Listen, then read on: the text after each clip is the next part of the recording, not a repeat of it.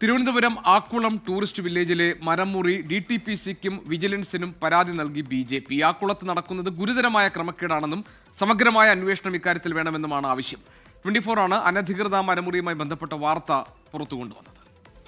24 പുറത്തു കൊണ്ടുവന്നിട്ടുള്ള ആക്കുളം ടൂറിസ്റ്റ് വില്ലേജിലെ അഴിമതി എന്ന് പറയുന്നത് വളരെ ഗൗരവമേറിയ ഒന്നാണ്. ഈ വാർത്ത വന്നതിന് ശേഷം DTPC സെക്രട്ടറിക്ക് പരാതി കൊടുത്തിട്ടുണ്ട്. ആ പരാതിയിൽ മേൽ എന്ത് നടപടി എടുക്കണമെന്ന് നോക്കും, അല്ലെങ്കിൽ പോലീസ് കേസ് വരെ എടുക്കും. കാരണം എന്ന് വെച്ചാൽ ഇതിനകത്ത് മരം മുറിക്കണമെങ്കിൽ വ്യക്തമായിട്ട് വിവിധ വകുപ്പുകളുടെ ഏകോപനം ആവശ്യമാണ്.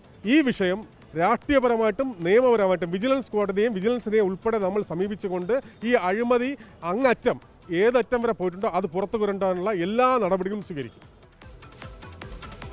അലക്സ് റാം മുഹമ്മദ് വിവരങ്ങൾ നൽകാറുണ്ട്. അലക്സ്, നമ്മളാണ് ഇത് ആദ്യമായി ഈ വാർത്ത പുറത്തു കൊണ്ടുവന്നത്. ആക്കുളം ടൂറിസ്റ്റ് വില്ലേജിലെ മരമുറിയും അതുമായി ബന്ധപ്പെട്ട അഴിമതിയുടെയും വിവരങ്ങൾ പുറത്തു വന്നത്. ഇതിലെ തുടർ നടപടി സംബന്ധിച്ച് എന്തെല്ലാം കാര്യങ്ങളിലാണ് ഇപ്പോൾ വ്യക്തതയുണ്ടായിരിക്കുന്നത്? അലക്സ്.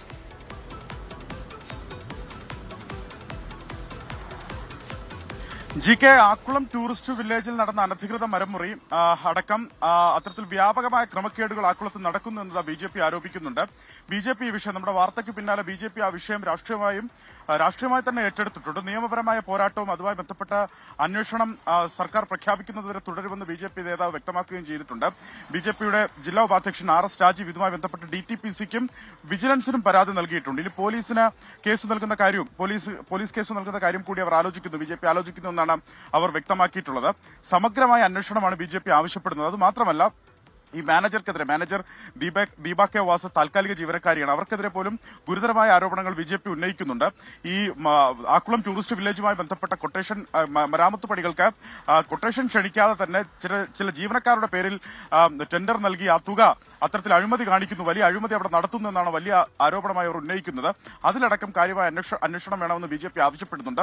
എന്താണെങ്കിലും ഏതാണ്ട് 30ഓളം മൂട് അക്കേഷ്യ മരങ്ങൾ, ചെറുതും വലുതുമായ അക്കേഷ്യ മരങ്ങൾ ഉൾപ്പെടെയാണ് ആക്കുളം ടൂറിസ്റ്റ് വില്ലേജിൽ നിന്ന് അനധികൃതമായി മുറിച്ചു കടത്തിയത്. അത് ജില്ലാ ദുരന്ത നിവാരണ അതോറിറ്റിയുടെ മരങ്ങളുടെ ശിഖരങ്ങൾ, ചില്ലകൾ വെട്ടിയൊതുക്കാം എന്ന ഉത്തരവിന്റെ മറവിലാണ് ഇത്തരത്തിൽ വ്യാപക മരമുറി നടന്നിട്ടുള്ളത്. GK.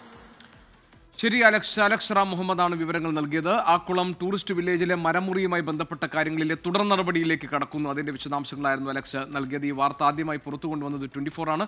ലോകത്തെവിടെയായാലും ഏത് സമയത്തും 24 വാർത്തകളും ഓഗ്മെന്റഡ് റിയാലിറ്റി പാക്കേജുകളും എക്സ്പ്ലെയിനറുകളും വിശദമായി കാണാൻ ഞങ്ങളുടെ YouTube ചാനൽ നിങ്ങൾക്ക് സബ്സ്ക്രൈബ് ചെയ്യാം.